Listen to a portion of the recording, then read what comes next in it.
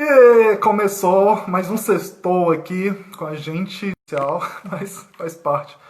Pessoal, boa noite. Mais um sextou aqui, né? A gente hoje vai ter uma convidada muito especial. A gente vai conversar com a ex-ministra, ex-senadora Marina Silva. Vou mandar o convite para ela agora, né, da nossa live, para ela já acessar. E enquanto isso, a gente vai conversando aqui um pouquinho, né? Marina Silva, nossa querida Marina. Pronto. Ah, ela já está aqui. Visualizar. Vamos ver, a gente está aguardando ela. O Elielson. Oi, tudo bem? Oi, Marina, tudo bom? Tudo bem, e Boa você, noite. como tá? Tô bem. Boa noite. Gostei do Charlie, viu? Gostou? Tá bem a caráter, tá bem a E caráter. meu brinco? Ó, Oh, eu tenho um brinco meio indígena também. tem um brinco meio indígena. Ficou bem a caráter. Eu gostei do colar também. Pessoal, a Obrigada. gente. Esse aqui sou eu Eu mesmo vou, que faço. você que faz? Eu É, vou, eu vou querer um depois, hein? pois é, isso aqui é o meu passatempo. Marina, a gente está com esse novo projeto aqui, que é um projeto que a gente conversa de forma descontraída, de forma leve, com os atores da área ambiental em geral. E durante esses 60 minutos a gente vai ter uma conversinha leve, descontraída, e eu espero que você se divirta, né? Que eu acho que o principal motivo e o principal foco nosso hoje é se divertir, tá bom? Espero que Tá seja bom. divertido para você. Obrigada, tá tudo tão difícil, né? Que é um pouco de quebrar aí o sofrimento. Então tá, vamos lá, eu vou apresentar o canal primeiro. Pessoal, aqui é o Fala Aí Bicho. É um canal que a gente conversa com atores ambientais. A gente já conversou com a Sueli, com o Marete, com o Joca do Tamar, já conversou com o Leonardo do CPN, com vários atores ambientais. A gente vai conversar com outros. É, e esse canal aqui a gente tenta fazer uma conversa falando da história dos atores de forma descontraída, de forma leve, porque tem muita live assim que é muito conteúdo, e às vezes você acaba não apreciando. Aqui a gente quer que vocês apreciem a conversa, tá bom? Ai, que bom. Tá, agora eu tenho os meus. As minhas. Os comentários pessoais. Primeiro, Marina, minha esposa, falou que queria ser da sua família, que ela te acha fofinha Ah, demais. é? Oh, muito obrigada. Como é o nome dela? Érica, Ô, Érica, um abraço para você. Obrigada pelo carinho. tá. Hoje, esse mês é o mês de junho, né? O mês de junho é o mês do ambiente, conhecido por várias datas que seguem, e é um prazer para a gente terminar o mês com. Se não há, para mim é a ambientalista mais importante do Brasil, que sabe do mundo, uma Obrigada. pessoa que tem essa, essa expansão, né, para toda a área, assim. E eu vou começar, Marina, já fazendo umas perguntas para você, que a gente começa pela parte mais acadêmica e tudo mais, e vai para a sua parte profissional, e depois a gente entra na questão mais das atualidades, o que está acontecendo no momento. E eu Uhum. começaria te perguntando como é que era a Marina de acadêmica, como é que era a Marina estudante, assim, já na universidade. Você se lembra como você era? Eu lembro sim, muito. Eu entrei na faculdade com 22 anos, né? Eu comecei a estudar muito tardiamente, me Sim, alfabetizei aos 16 anos e só consegui. Eu ia fazer o vestibular em 79, porque eu fiz o Mobral, Educação Integrada Supletivo de primeiro e segundo grau. Aí, em sim, 79, eu comecei a estudar em outubro. Foi em outubro? Não, em sim. setembro de 75. E em 79 eu ia fazer o vestibular, mas aí eu fiquei muito doente, eu não pude fazer. E naquele tempo, no Acre, se eu fizesse 79, eu entrava no início de 80. Como eu perdi Sim. o de 79, eu fui fazer em 80 e só consegui entrar em 81, né, no ano seguinte. Uhum. E foi muita festa para mim, né? Você não sabe. Eu trabalhava num grupo de teatro amador e eu fiz um personagem durante esse período curto de minha vida artística, Sim, que era o título da peça era A Vingança do Carapanã Atômico, que era sim, uma peça que falava já do ataque ao meio ambiente, como os bichos se sim, uniram para expulsar os destruidores da floresta. Aí, sim, e eu fazia o personagem que era a Chita. E sim. eu tinha um amigo que contracenava comigo que passou a vida toda só me chamando por esse apelido de macaca. E Vixe! quando eu passei no vestibular, mas eu não tenho preconceito contra bicho, né? Então, Sim, eu passei no vestibular e de madrugada eu estava grávida da minha primeira filha, não é? Já estava assim com 5 meses e eu escuto aquela gritaria na frente da minha casinha. E as pessoas gritando, ele gritava, macaca, tu passou, o papai saiu pela boca, e eu não nossa, acreditava que eu tinha passado. Então foi muita sim, alegria ter entrado na faculdade, as coisas que eu fui descobrindo, as dificuldades que eu tive que enfrentar, de ser uma pessoa sim, de origem muito humilde, né? Eu tenho um sim, amigo e umas amigas que me ajudaram muito. Os meus sim, livros, praticamente todos eram eles que compravam e eu lia através deles, né? sim, Pedir emprestado. Então, foi um momento muito rico, muita descoberta, participação muito intensa no movimento estudantil. Eu já participava muito das comunidades de base, do sim. grupo de teatro amador, mas nunca tinha, né, o movimento estudantil universitário. Aí eu entrei de cabeça e foi muito bom. O curso de História foi muito bom para a minha vida. E Aham, eu entrei em 81, terminei em 84, que naquele tempo era 4 anos o curso de História. aham. Então, Marina, quase você foi pra Globo, né? Quase você virou uma atriz aí e tudo mais. Foi muito curto, porque como eu estava grávida, e na Aham, gravidez a gente fica muito sensível, né? Muito enjoado. aham, Tem mulher que tem enjoo, né? Então eu sim, comecei a ter enjoo quando começava a ensaiar. Tinha uma parte que tinha muito laboratório.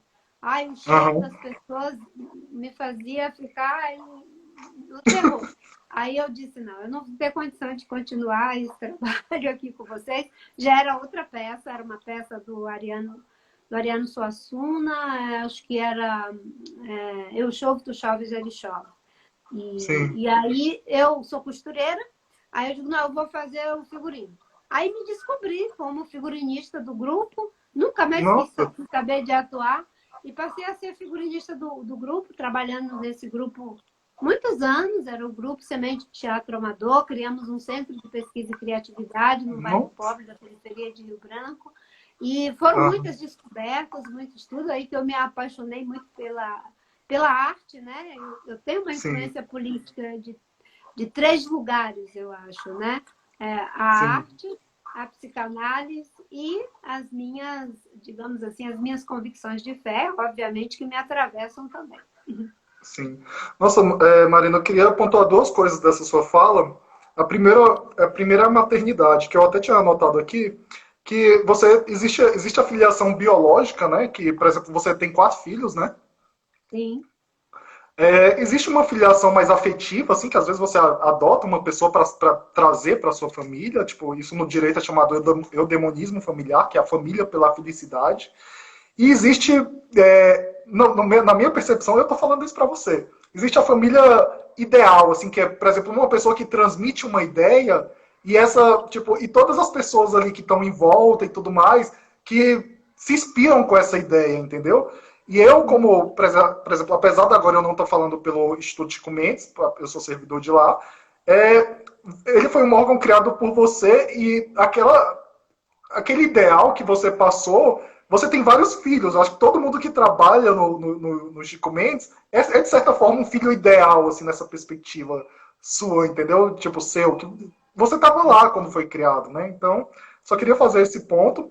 E estou muito feliz por saber que conhecer essa Marina atriz, né? Essa Marina que atuava, para essa parte da arte que eu não conhecia realmente. E, Marina, foi na faculdade que você começou a se conhecer os movimentos, né, e tudo mais. os movimentos por lutas de direitos e tudo mais. Foi lá que você conheceu o Chico Mendes também, né? Foi Não, o nessa Chico Mendes, época?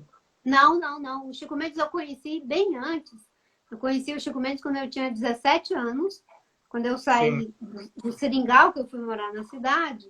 E eu fui porque eu queria sim, ser freira na época. Hoje eu sou cristã evangélica da Assembleia de Deus, mas sim, eu sempre digo que eu tenho uma conversão na conversão. Eu já era convertida e me converti de novo.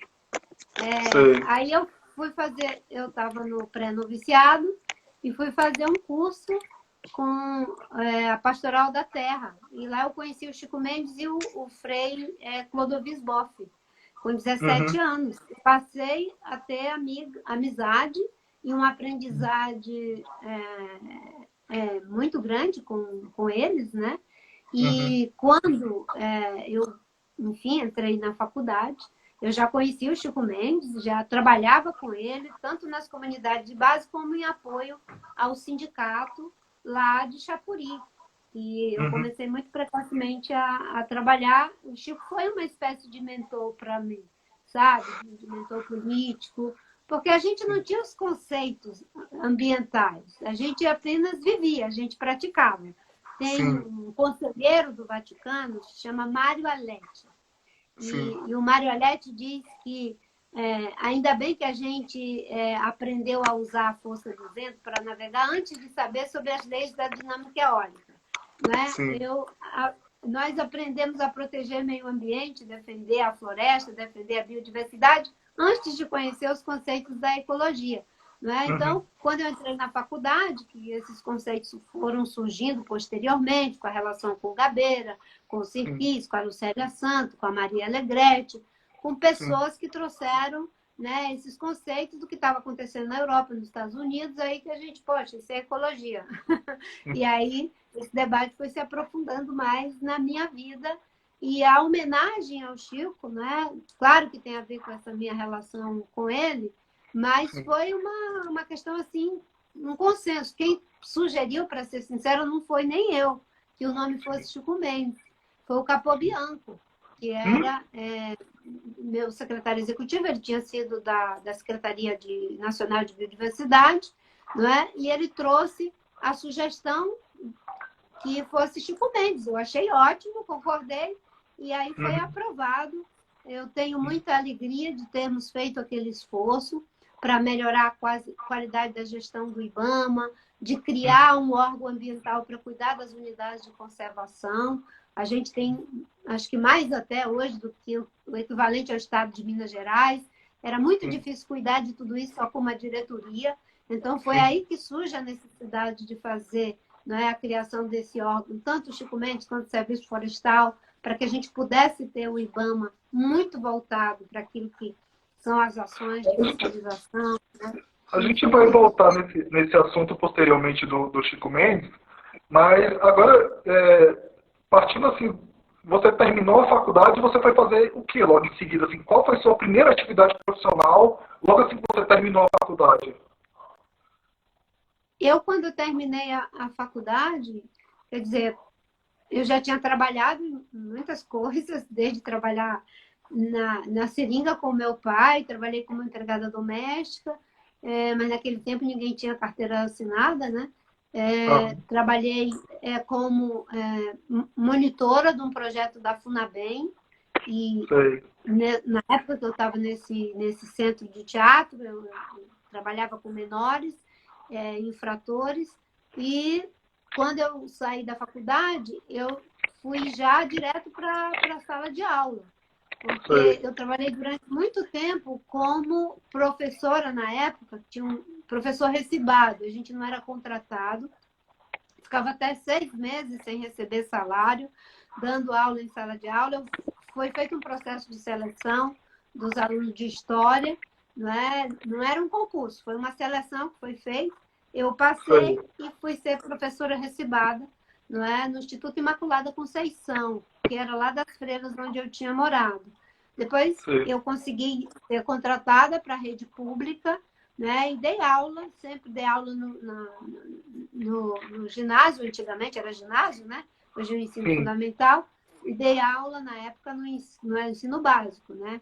que, Sei. enfim, sempre foi a minha paixão. Depois eu fiquei só mesmo com educação de jovens e adultos, dando aula de história antiga, medieval, moderna e contemporânea, história do Brasil.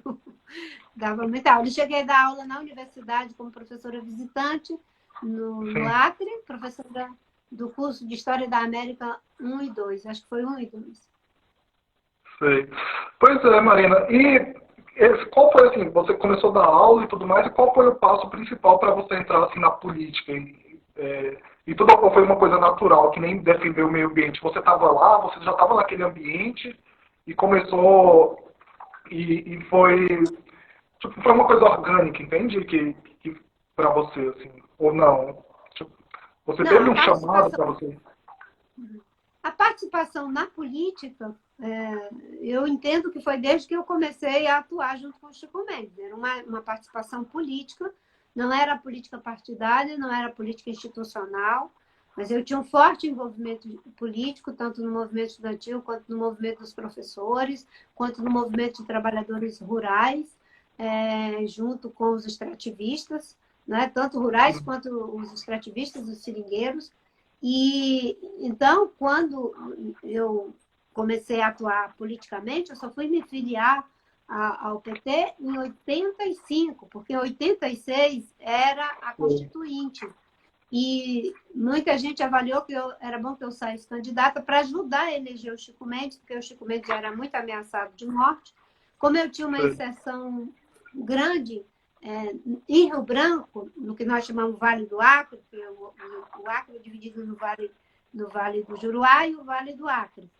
Eu não tinha muita inserção no Vale do Juruá, mas no Vale do Acre tinha um conhecimento, não sabia se isso tinha alguma aderência eleitoral. Né? Mas aí eu me convenci, juntamente com as pessoas que faziam parte do grupo de apoio ao Chico, que eu deveria sair para tentar puxar voto para ele. Ele não conseguiu se eleger, acho que foi 165 votos que ele não se elegeu, infelizmente. E eu fui a quinta mais votada para deputada federal constituinte, fiquei em quinto lugar, eram 8 cadeiras, mas na época o PT não fez legenda.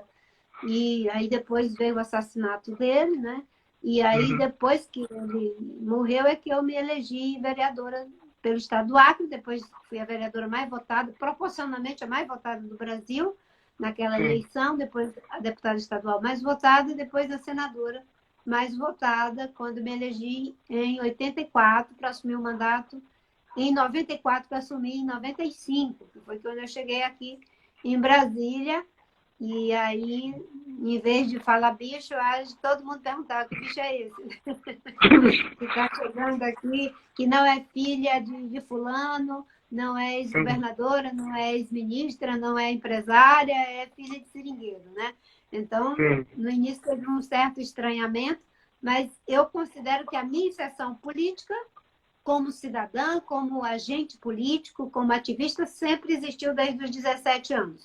A minha ação como política partidária institucional começou em 85. Marina, eu acho que a gente está tendo um problema técnico. Você está conseguindo me ver? Não, né? Eu consigo ver você igual, sabe, quando tem aquela transmissão da antiga guerra Irã-Iraque, lá, que o repórter aparece todo. Tá meio por Mas cima, eu né? consigo ver e consigo ouvir você muito bem. Pessoal, Mas eu acho que tá embaçado a sua imagem. eu não vou pausar a live porque a gente normalmente faz ela completa para postar depois, entendeu? Mas eu acho que dando para a gente se comunicar é importante. Fica um videocast, né? Um meio podcast e um meio vídeo também.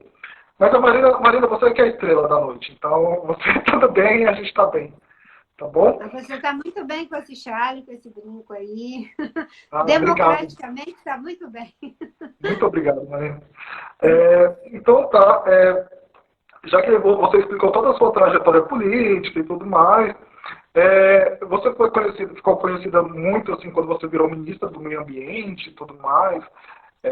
Eu queria que você falasse assim, qual foi a sua perspectiva, assim, como você se sentiu quando você virou assim, cara, agora eu sou ministra do Meio Ambiente, eu estava lá defendendo e agora eu estou aqui, eu estou no topo.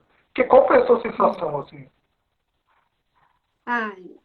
foi de um grande senso de responsabilidade, porque eu sabia que eu estava indo para um lugar em que era ali que eu ia demonstrar o meu compromisso, era ali que eu ia, digamos, tentar dar a melhor contribuição que eu pudesse dar numa função executiva de tudo aquilo que eu aprendi e me comprometi ao longo da minha vida e que eu fiz na minha vida pública como vereadora, como deputada, como senadora, por mais de 8 anos. E era um grande senso de responsabilidade. Então, a primeira coisa era ter a certeza de que eu teria uma equipe que fosse pessoas comprometidas com a agenda ambiental e que eu iria me pautar pelos princípios da impessoalidade, da legalidade, da transparência, da constitucionalidade. Então, uma parte, inclusive, das pessoas que eram de outros governos, que eram pessoas muito competentes, eu fiz questão de ter na minha equipe, como foi o caso do Rômulo. Eu não vou lembrar de todo mundo, então o pessoal me perdoa aí, os que eu não falar. Mas a doutora Regina Walter, o Kelma, o Benedito, ajudou da instituição, e isso foi muito importante, né? Esse atravessamento entre os gestores de carreira, as pessoas que estavam chegando, e todos que vieram comigo eram ambientalistas. Não é? Não tinha esse negócio de gente que não sabia nada do que era para fazer.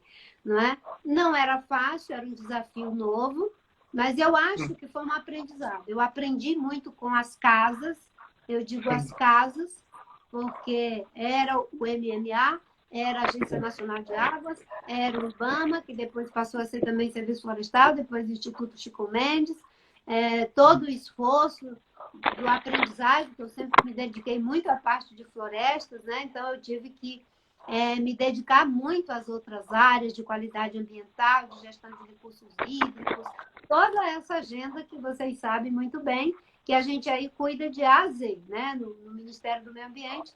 O que não falta são temas dos mais diferentes campos para a gente poder tratar. E sou muito grata, né, por tudo que conseguimos fazer, e eu sempre atribuo essas vitórias a um trabalho conjunto, não é? Dos gestores públicos, que além de nós no Ministério e nas autarquias ligadas ao Ministério, né, eu trabalhei sempre na ideia, quando eu fui para o Ministério, eu sempre me oriento por diretrizes. Eu estabeleci 4 diretrizes. Né? As diretrizes da nossa gestão vai ter controle e participação social para que seja transparente.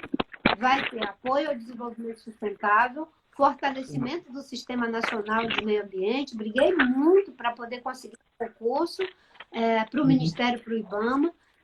Fortalecimento do Sistema Nacional de Meio Ambiente, política ambiental integrada e transversal, que não era só nós correndo atrás do prejuízo, mas que isso tinha que ser internalizado no conjunto do governo, não é? E em algumas situações bem complexas, como foi o caso de Belo Monte, por exemplo, que a decisão, quando nós tomamos que não iríamos licenciar Belo Monte, que íamos devolver para estudos, quando foi a decisão de não licenciar Tijuco Alto, não é? Dizendo claramente que a licença não podia ser dada, quando foi a decisão de criar algumas unidades de conservação em área de conflito, e que muita gente não acreditava que poderiam ser criadas, e esse trabalho de todo mundo ajudou a criar, e acho que durante a minha gestão foi com certeza mais de 20 milhões, acho que algo em torno de 24 milhões de hectares de unidade de conservação, que nós criamos, não apenas em regiões remotas, mas em áreas de expansão da frente predatória, como é o caso da BR-163. Inclusive você foi responsável pelo aquele cinturão de unidades de conservação que tem na Amazônia, né? Sim. Nós criamos áreas ali difíceis, né? Eu me lembro que quando eu entrei no Ministério, um grupo de pessoas vieram falar comigo do movimento ambientalista, que tinha as unidades de conservação da Terra do Meio, no estado do Pará.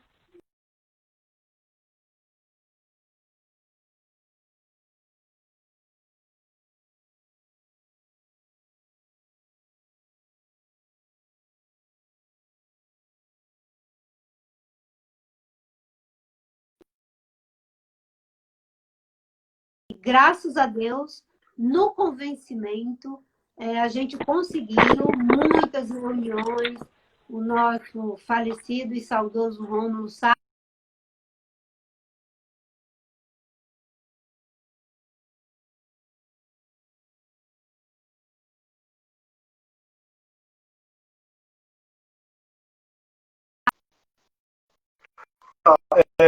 Vamos lá, Marina. A conexão tá ruim ainda, né? Agora voltou a sua. Mas eu vou sair só um instantinho para fechar, que é por causa do meu cachorro, porque eu estou no ambiente doméstico e ele está ali criando. Agora voltou? Voltou. Tá, então tá, a gente vai continuar aqui. Então. Marina, depois eu vou. Você não está querendo fazer injustiças nem nada, mas depois no final eu queria que você pensasse, porque a gente está com umas piadinhas internas no ICMBio, de que algumas pessoas recebem elogios, outras não. Eu queria que você pensasse alguém para você elogiar no ICMBio. Vai guardando para o nosso final da nossa live. Tá bom? Vida. Olha, você vai me deixar. Mas tudo bem. Não, Marina. Não, eu vou te ajudar, não se preocupe. Se alguém falar mal de você, a gente vai lá conversar com eles, tá bom? Ninguém vai brincar com você, não. Porque aqui a gente. Não, mas eu acho assim, né, que o trabalho que vocês fazem é tão difícil e às vezes é tão incompreendido pela população que eu quero mesmo homenagear todo mundo, sabe? Porque vocês fazem aquele trabalho que é o que o Gilberto Gil diz, né? O Gilberto Gil diz uma música: o povo sabe o que quer, mas também quer o que não sabe. Sim. Tem coisas que as pessoas não sabem que querem. E esse é, às vezes, o nosso trabalho, o trabalho de vocês. Eu digo nosso porque eu me sinto parte como uma ativista ambiental desde que nasci, eu acho. Porque quando eu fui com 17 anos, eu já tinha um profundo amor pela natureza. Né? Mas vocês que têm uma função institucional, passa governo, passa ministro, e vocês ficam. Vocês são a memória, vocês são o legado, vocês são a continuidade ou a descontinuidade daquilo que precisa ser descontinuado, se surgir a necessidade de descontinuar. Né? Mas muitas vezes não é compreendido pela população. Né? O Lacan dizia que o sentido aparece só depois. E às vezes demora muito para o sentido de uma coisa aparecer, aí as pessoas dizem, poxa, naquela época eu não entendia, ai, bababá. Que bom que foi feito assim.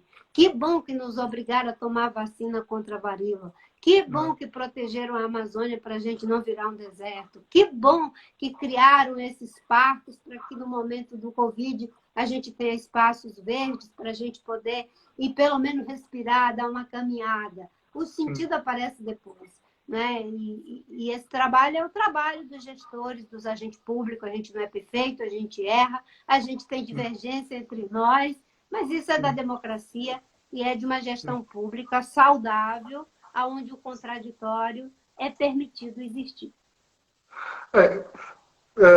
Saindo aqui, só para a gente dar andamento ao seu comentário, saindo um pouco do nosso roteiro também, mas agora que você falou sobre essa questão assim, de às vezes a pessoa não sabe o que quer, às vezes não sabe o que ela quer de fato, a gente vide a revolta da vacina, né?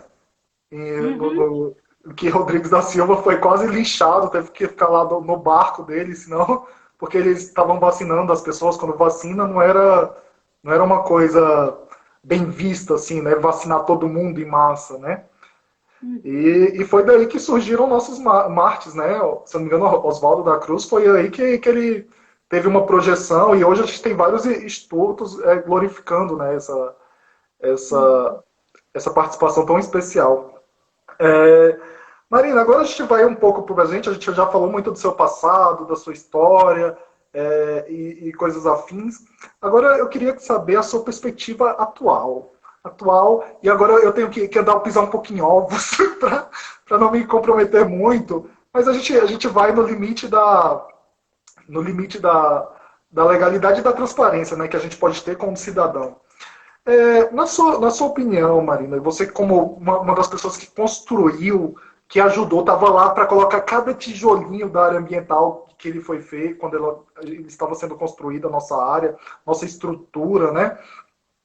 Como você vê a política ambiental atual, que é do MMA, né, que é do vice-presidente, né, que eu nunca vi assim, por exemplo, a gente tem um ministério que na verdade ele tá todo solto, né? Porque quem está fazendo a política ambiental, na verdade, é a vice-presidência.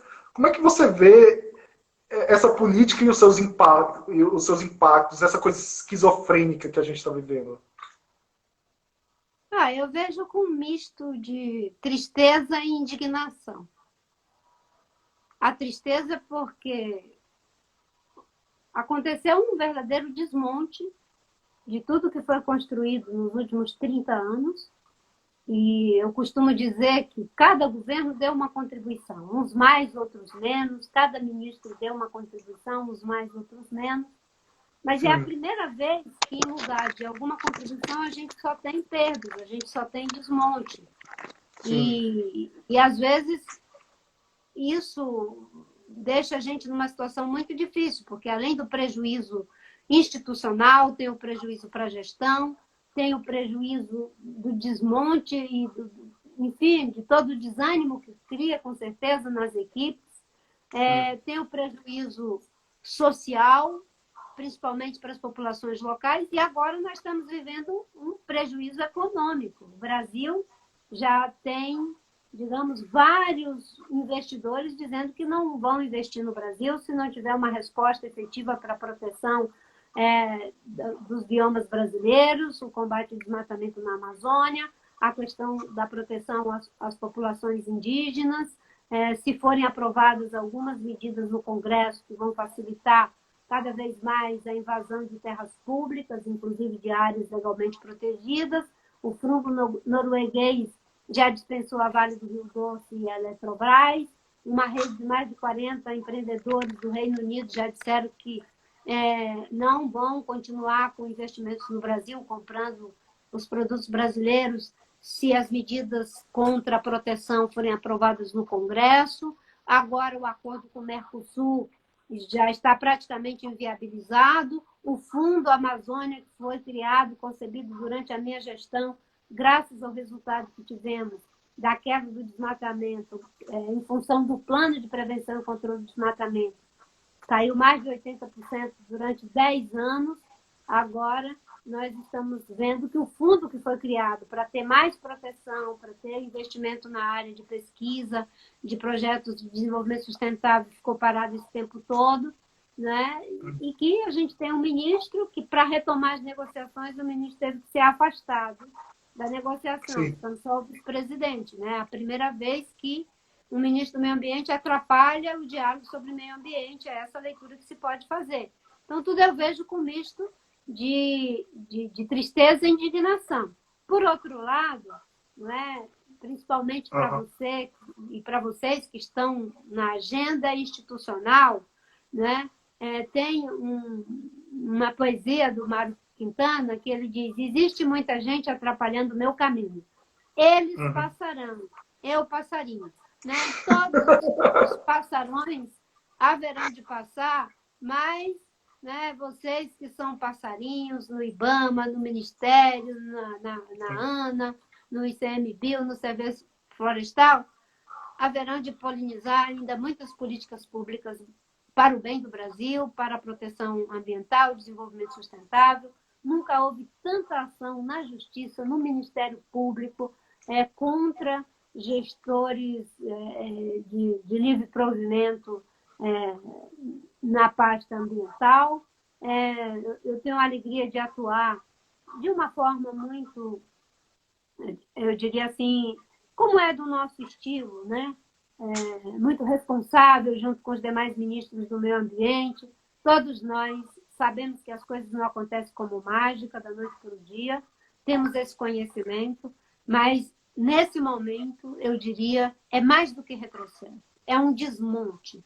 É um desmonte para todo o ganho que se tinha alcançado ao longo de mais de 30 anos para o Sistema Nacional de Unidade de Conservação, para o Sistema Nacional de Meio Ambiente, para quase que a gente perde agora uma questão na Mata Atlântica, mas a mobilização da sociedade civil, do Ministério Público fez o processo retroceder, quase que aprovaram a MP da grilagem, mas a mobilização, mais uma vez, e a ação do relator e do Rodrigo Maia voltou atrás. Eu acho que as lutas ambientais sempre tivemos resistências internas, dificuldades, mas é muito difícil quando se tem um governo majoritariamente negacionista. Perfeito, Marina. E qual a solução que você acha para essa agenda negacionista que que ficou institucionalizada agora, né? Porque antes da negação, a gente ria da negação, né? A gente olhava assim, a gente ficava bem assim, nossa, mas isso é tão absurdo que nunca vai acontecer. Aconteceu. E o que a gente pode fazer assim, de uma projeção futura? Porque o aquecimento global é agora, né? Tudo que está acontecendo no desmatamento é agora. Tudo é agora. Não tem nada assim, tipo, eu vou fazer amanhã, tem que fazer hoje. O que a gente pode fazer hoje para isso? Para ajudar a melhorar, entendeu? E também eu já vou aliar essa aí a outra pergunta. Desculpa te interromper. Aliando isso, eu queria, porque durante esse período que tiveram vários ministros que eram realmente do meio ambiente, várias leis e tudo mais, várias estruturas de proteção já foram criadas. O que a gente pode, com essas estruturas que já estão criadas, já estão feitas, já estão prontinhas, se você usar da maneira certa, ela já é efetiva, assim, já tem uma efetividade maior. E como a gente pode usar isso, vide o Bolsa Verde, assim, um exemplo, sabe? Uhum. Bem, o que a gente pode fazer? Eu acho que tem muitas formas a gente... Tem a resistência, e a resistência interna que é feita pelos próprios gestores da área de meio ambiente, pelos funcionários, pelos agentes públicos. E essa resistência é a resistência com base na lei, com base na lei, inclusive, que estabelece as funções de quem vai liderar o Ministério do Meio Ambiente. Tudo isso dá respaldo para uma resistência interna, porque você vai agir em conformidade com aquilo que está na Constituição e na lei infraconstitucional que assegura a ação dos agentes públicos. É uma forma de resistência e eu acho que isso tem acontecido muito, imagino que a duras penas em algumas situações. A outra forma é recorrendo à justiça com base na lei, né? A lei está aí para ser usada, não é uma questão de, como é que chama? De militância judicial, de judicialização o tempo todo, não. Né? É o que a gente dispõe para poder legalmente evitar os retrocessos. A outra forma é criando também no Congresso uma barreira de proteção, eu acho que tem. Né? Tem uma ação importante que às vezes é feita pelos secretários de meio ambiente, porque afinal de contas nós somos um sistema, né? E aqueles que é possível criar uma convergência alinhada com os princípios do Sistema Nacional de Meio Ambiente, né? Essa resistência também acontece, e da sociedade. Eu acho que resistência por parte da sociedade sempre foi necessária em todos os momentos, principalmente agora. Eu posso citar aqui vários exemplos.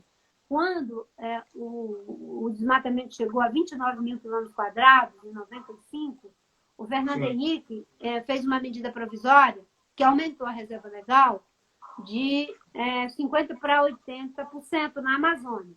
Foi uma grita enorme. Eu me lembro que nas audiências públicas que tinha, a única que ia para defender, né? E olha que eu era de oposição, mas eu ia defender a medida provisória, e era vaia, e era tudo em cima de mim, né? Eu era senadora, mas a pressão ficou tão alta que chegou um momento que o governo ia rever a medida provisória. Aí, para voltar para 50%. Aí foi feita uma comissão especial, eram 14 parlamentares, 7 senadores, 7 deputados, e eu e o Gabeira éramos os únicos que eram a favor de manter 80%.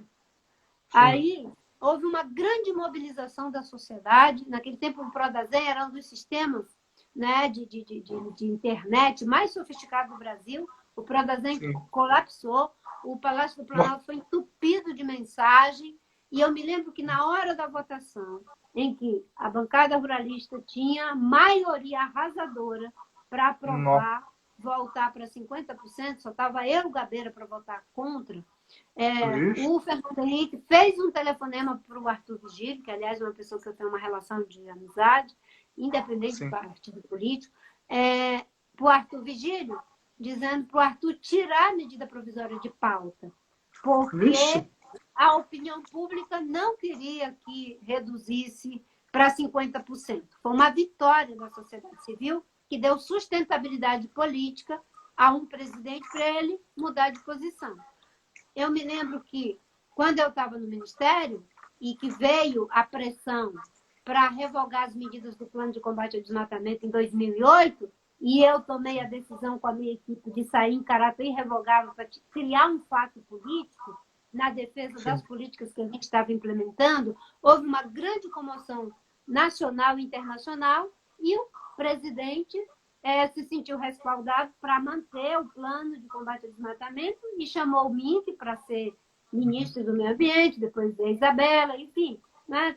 É a primeira vez que a gente tem um ministro que não é ambientalista. Eu digo que ele é um antiambientalista. Não é? Então, aquilo foi uma vitória da sociedade.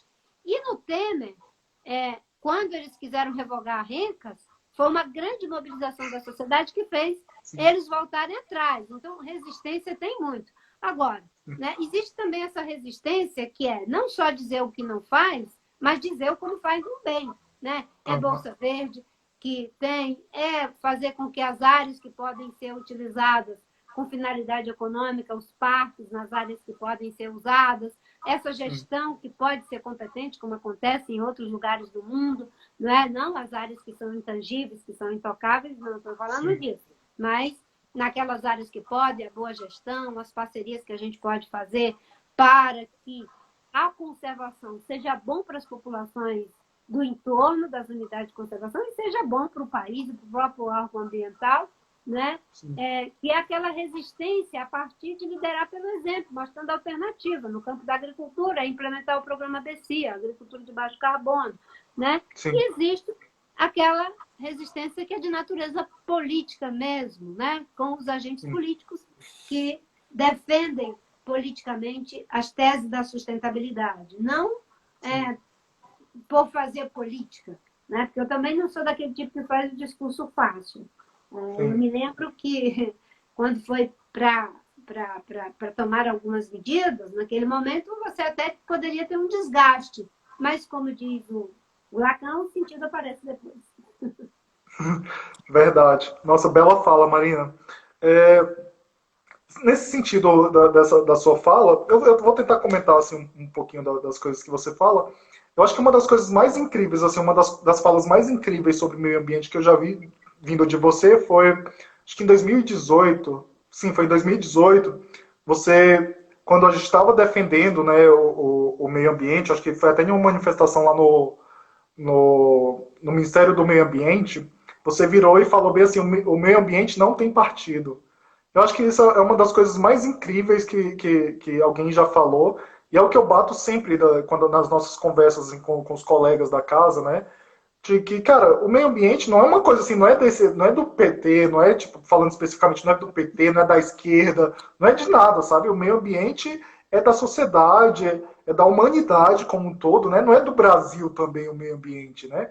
Porque a gente tá vendo aí que às vezes uma nuvem de poeira que vem lá da África chega aqui e a gente vai ser afetado por isso, né?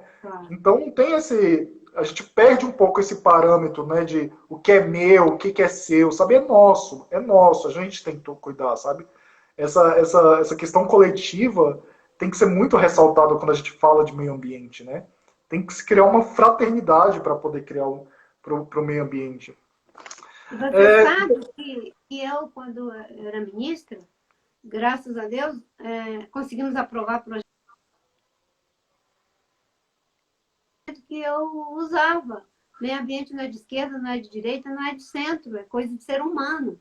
Então, eu dialogava com lideranças de todos os partidos para poder Sim. aprovar, porque dentro do meu próprio partido nem todos eram favoráveis àquilo que nós queríamos aprovar, mas aprovamos Sim. sempre as leis mais importantes durante a minha gestão, graças a essa capacidade de diálogo e de mostrar para as pessoas que é uma política que atravessa todo mundo.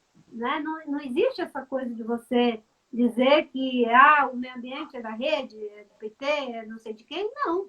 Meio ambiente tem que ser defendido hoje, tanto pelos sustentabilistas progressistas, quanto pelos sustentabilistas conservadores, os sustentabilistas de centro, os sustentabilistas, enfim, de direita. Existem sustentabilistas de direita também, correto? Sim. Porque meio ambiente é um lugar onde todos nós nos encontramos. Você sabe que eu sou uma pessoa de fé, eu respeito todas as pessoas, quem tem fé, quem não tem fé, né? Sim. Mas tem um texto bíblico que diz que um dia o cordeiro iria, enfim, conviver com o leão e a serpente, enfim, bababá. E o meio ambiente é esse lugar onde acontece esse encontro. O leão precisa, o lobo, né? O cordeiro ia conviver com o lobo. O lobo precisa de terra fértil, o cordeiro também. O capitalista precisa, o trabalhador também. O hétero precisa, o gay também. Precisa de ar puro, o idoso precisa, a criança e o velho também. Né? Se tem um desequilíbrio ambiental, não é? Paga o preço todo mundo, como estamos pagando agora com o coronavírus. Sim. Tem uma pergunta aqui que eu vou deixar para o final. Agora a gente vai para um momento, Marina, que eu já tinha avisado para você, eu avisei para a sua assessoria. A gente vai chegar a esse momento e a gente não vai perdoar ninguém. Desculpa o termo, mas chega o momento da pergunta da onça. Pergunta da onça é aquela pergunta, Marina, eu te falei que a gente tem uma relação de maternidade aqui, de filiação, e o processo do parto, ele é traumático tanto para o bebê quanto para a mãe. Eu acho que você teve 4 filhos, você sabe, né? O bebê nasce debilitado, a mãe também fica debilitada com o parto. Aquele processo, eu lembro quando minha esposa foi ter filho, eu lembro que era um sofrimento, era uma felicidade, mas ao mesmo tempo é um sofrimento e tudo mais. E eu sinto que em 2014, quando eu entrei no Chico Mendes, e até hoje eu sinto às vezes uma rusga do nascimento do Chico Mendes, entendeu? Do Instituto Chico Mendes pela forma que ele foi criado, o processo de criação dele. Porque ele foi criado por medida provisória e de repente o pessoal que estava no IBAMA saiu do IBAMA e tudo mais. E eu sinto que gerou-se um atrito, sabe, inicial. Hoje a gente convive tranquilamente com os 2 órgãos, eu acho que já está integrado, sabe, eu sinto que são 2 irmãos assim que se gostam bastante, ninguém mexe com o ICMBio e o IBAMA. Vou falar assim, não, quando a gente o pessoal está em operação e tudo mais, cara, você vê a integração ali, sabe? Você vê o jeito que é bonito, os 2 órgãos trabalhando junto e eles se entendem, né? Mas eu acho que internamente, você sabe como é que é irmão, né? Irmão é irmão. E Marina, eu queria que você comentasse esse processo de criação do ICMBio, por que teve que ser dessa forma? Por que a gente não teve uma discussão mais aprofundada? Por que teve que ser por medida provisória? Bem, naquele momento a gente tinha uma emergência, né? E as emergências, elas se colocam para quem percebe essa emergência. O processo que nós fizemos de criação de unidade de conservação, o grande desafio era a implementação. Porque não adianta você criar e depois não implementar. E Sim. Dentro da quadratura que o ICMBio foi criado, não é? Inclusive um órgão que é totalmente, nós tentamos blindar das interferências políticas, né? Muita gente achava que era mais um espaço para nomear pessoas, muito pelo contrário. A direção do ICMBio, né? O diretor-presidente do ICMBio, foi um concurso, né? De provas e título, apresentando um projeto, várias pessoas concorreram, porque nós queríamos o que havia de melhor para fazer essa implementação. E longe de achar que aquilo iria enfraquecer o IBAMA, pelo contrário, iria colocar o IBAMA muito mais forte para muitas das ações que ele e só ele tem competência de fazer. Inclusive hoje, né, eu me sinto muito triste vendo, né, que com essa GLO, né, o Exército, em vez de estar dando suporte para o Exército, como fazia durante a minha gestão, né, às vezes o Exército nos ajudava, mas era nos dando suporte, porque quem entende de fiscalização, né, quem entende de operação, de como é que dá esse processo, são as pessoas que têm competência para isso. Do mesmo jeito, na parte de implementação e criação de unidade de conservação. E o mundo que nós tínhamos, eu acho que era mais de 71 milhões de hectares, né, de unidade de conservação, com apenas uma diretoria, por mais que as pessoas fossem interessadas, não é, sentir aquela emergência e fazer daquela oportunidade, não é, a criação de uma instituição que iria completar esse tripé aí, né, IBAMA, Serviço Florestal e o Instituto Chico Mendes. O Serviço Florestal, por exemplo, foi criado para ser a Embrapa das florestas. Nós somos um país que ainda tem mais de 60% de florestas. Né? Eu fico pensando, se tudo aquilo não tivesse perdido a continuidade, hoje nós teríamos, né, essas instituições muito fortalecidas, muito encorpadas, né? E assim como o fortalecimento do IBAMA. No começo era difícil, quando nós inventamos de fazer o plano de prevenção e controle do desmatamento com 13 ministérios, né? Muita gente da minha equipe até achou estranho. Nossa, mas aí eles vão se meter e a gente vai ficar... Gente, isso é tão grande, tão importante, que a gente tem que ver como a gente soma força, não é brigar para quem é o autor, para quem é o pai da criança. E eu fico feliz de ouvir da sua parte, que ainda que tenha ficado toda essa questão, não é? Eu, graças a Deus, eu não tenho. Para mim, foi um esforço, eu compreendo, eu sempre me sinto inteiramente solidária com todos, não é? E se tem alguma coisa, da minha parte, graças a Deus, não tem nada. Né? O que tem é muita vontade de que dê certo e muita solidariedade com tudo que está acontecendo e felicidade de ouvir que, né, agora esses irmãos estão caminhando juntos e tendo cidadania própria. Né? Eu sei que você usou metaforicamente, né, a metáfora da mãe, né? Mas a gente precisa trabalhar nessa questão de que as instituições tenham vida própria. Eu era muito contra, né, a fulanização das leis. Quando eu propus o projeto de lei de criação projeto de lei de acesso à biodiversidade, um consultor, na melhor das intenções, meu amigo, falou: vamos chamar de lei marinha. Eu digo: não. Mas já tem a lei Rouanet, já tem a lei não sei o quê, tem um monte de lei que tem não. Eu digo: não, vamos chamar de lei de acesso a recursos genéticos, porque tem uma parte que não gosta de mim. Então, a lei já vai ter um monte de gente que tem raiva só porque tem o meu nome. A lei tem que ter cidadania própria. Né? E o IBAMA, o Chico Mendes tem vida própria. Né? Nessa história, eu sou um passarão que passou, mas vocês são os passarinhos que vão continuar dando asas para esse bom combate. Mas esse também, essa é a questão geracional também, né, Marina? Porque... as nossas gerações são assim, né? A pessoa vai envelhecendo, ela passa o conhecimento dela para outra pessoa, que vai passar para outra pessoa, e esse é o processo da natureza, né? Essa é a beleza que a gente tem, né? Mas, perdão primeiro por ter colocado você nessa saia justa. Mas a gente... É a verdade, né? A história não pode ser reescrita. Sim, foi um processo difícil, mas é a realidade. Não, mas não se preocupa, que aqui a gente tenta criar um ambiente bem... que a gente converse mesmo, sabe? A gente não tem essas coisas, sabe, Marina? A gente fala mesmo, para não ficar com coisas mal resolvidas, né? Então tá, Marina, a gente fez essa pergunta, agora a gente vai caminhando para a pergunta final. A gente vai colocar uma pergunta dos inscritos aqui, que enquanto ainda tinha comentários, né, porque a gente teve que desligar para melhorar aqui. Eu queria, não é muito uma pergunta, é mais um comentário, que pedi para você fazer um comentário sobre o marco regulatório do saneamento básico. E eu queria também que você mencionasse um pouco essa divisão que causou nas redes sociais, porque eu tenho Twitter, mas eu só entro de vez em quando, porque quando eu estou poluído demais, eu tento evitar o Twitter, sabe?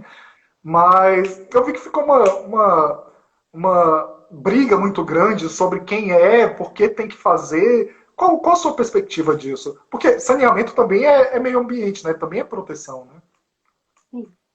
Bem, que há uma necessidade do saneamento básico num país que tem mais de 80% da sua população sem acesso a esse serviço essencial para a saúde, inclusive com reflexos muito difíceis na educação, no contexto da pandemia, a necessidade, enfim, salta aos olhos, ficou exposta de que é uma necessidade e é uma forma de levar serviços que afetam a saúde, afetam a qualidade de vida, mas que também geram emprego, geram renda, protege o meio ambiente. Tudo isso é muito bom. Eu acho que o debate tem a ver com o fato de que, né, é obrigação do Estado prover um ambiente saudável para todas as pessoas, de acordo com o artigo 225 da Constituição Federal.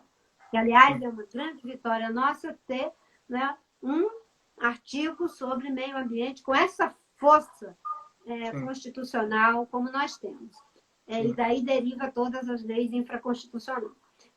Então, e o saneamento básico é uma responsabilidade do Estado.